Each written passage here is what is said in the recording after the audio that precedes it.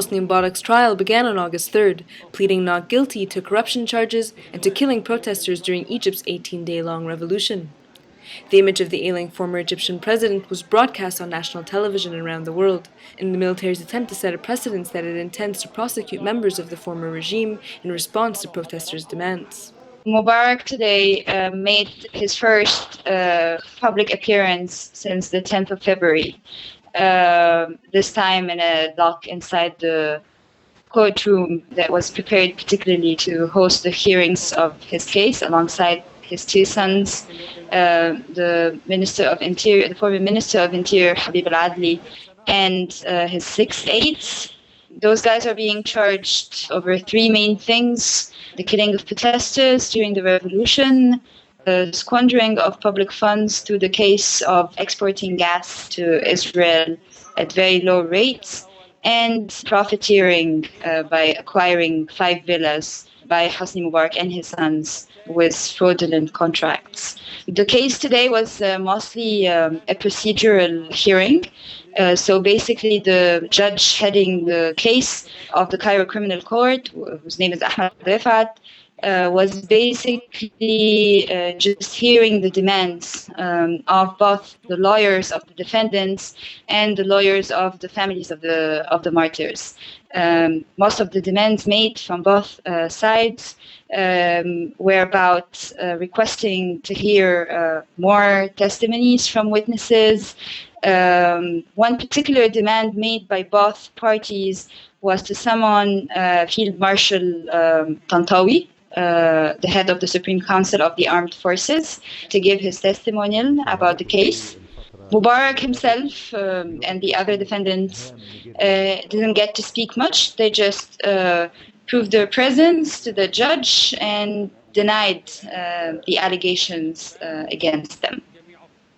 Although much of the focus has been on the clashes held outside of the Cairo courtroom by the small number of pro-Mubarak supporters and protesters, most Egyptians were glued to their television screens with mixed emotions. A lot of people were feeling bad for their former president showing up in a prison cage or in a prison dock, lying on a hospital bed, and seeming completely beaten. There was a lot of sympathy towards that. But, of course, the revolutionary activists were quite happy with the fact that he showed up, especially that there was mounting cynicism that he would show in court. But there is still skepticism about the extent to which the trial is going to be fair. The worry mostly is from the judicial proceedings, the fact that there haven't been enough investigations, the fact that the charges were articulated fast, and a lot of other issues are worrying people about the extent to which this is going to be a decisive trial in the sense of, Mubarak getting his due punishment for crimes related to political corruption and other crimes. On August 1st, the Security Council of the Armed Forces, popularly known as the SCAF, violently removed remaining demonstrators from Tahrir Square. Although not an isolated event, it is rare that the military acts with such hostility in broad daylight. With the trial and the forcible removal of protesters coinciding, Lina Attalah addresses whether the military is sending a message to the revolutionaries.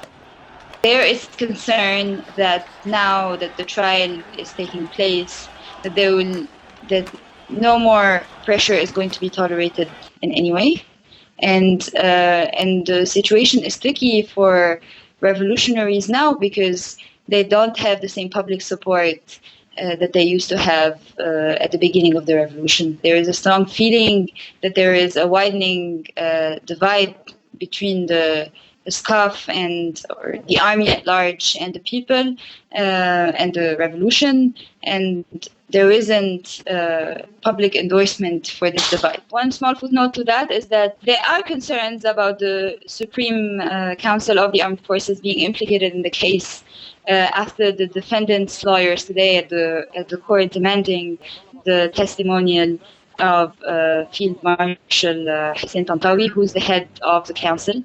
Perhaps the council, the ruling military council, is trying to send a message to protesters saying that no more pressure is going to be tolerated now that a great concession has been made to let Mubarak appear in court.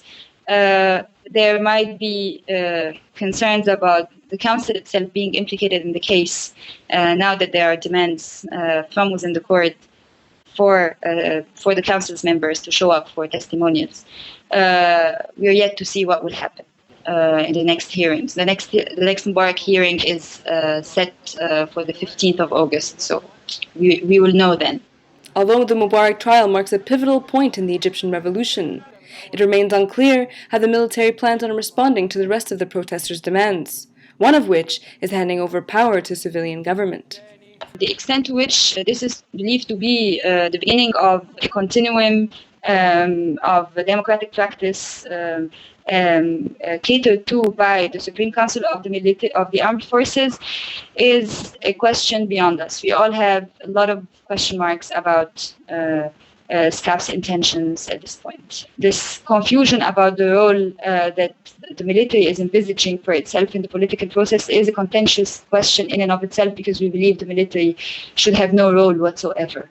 They should just return to the barracks and have their safe exit from this transitional process and turn over power as soon as possible to a civilian government through elections. However, we're not sure how they want to articulate their position in this process, provided that obviously they also don't want to be completely ousted from the political process in a way that would even endanger the position as this institution that is very exclusivist in its practices and that is beyond accountability in terms of its budget and so on. So that leaves us with a lot of question marks about what is the military up to in terms of the position it wants to play in the country's political future. Yes, they are for free and fair elections. Yes, they are for setting the elections on time in November. Yes, they are for a transparent process of constitution writing, but they're also up to something with regards to the role in all of this. And this is a question that worries a lot of people here.